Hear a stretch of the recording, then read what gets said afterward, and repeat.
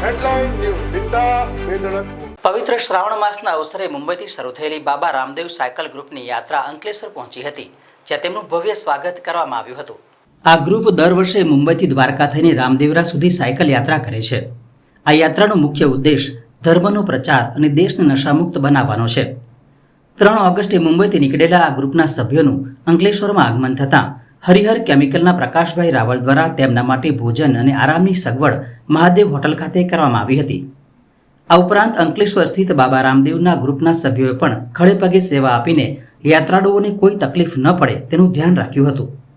આ સગવડો અને સેવા બદલ બાબા રામદેવ સાયકલ ગ્રુપના તમામ ભક્તોએ પ્રકાશભાઈ રાવલ અને સ્થાનિક ગ્રુપનો આભાર વ્યક્ત કર્યો હતો।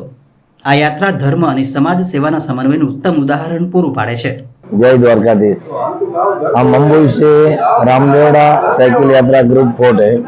हम लोग हर साल के भांति अब की बार भी हमारी यात्रा चालू है और अब की बार हमारी यात्रा जो मुंबई से द्वारका जाएगी, द्वारका से रामदेवरा।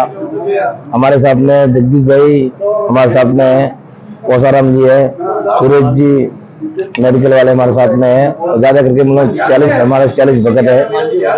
मालजी भाई हमारे सेवा भावी साथ में है और दलपत सिंह जी झाला, कालू महाराज, हमारे सबके सहयोग से मतलब बाबा की कृपा है और बाबा का आशीर्वाद हमारे साथ में रहता है। अन्यथा हम लोग साइकिल चलाते हैं और हमारे मन से बाबा हम लोग बुलावा देता है, हम लोग जाते हैं, हमारी मनोकामना रहती है, बाबा पूरी करता है।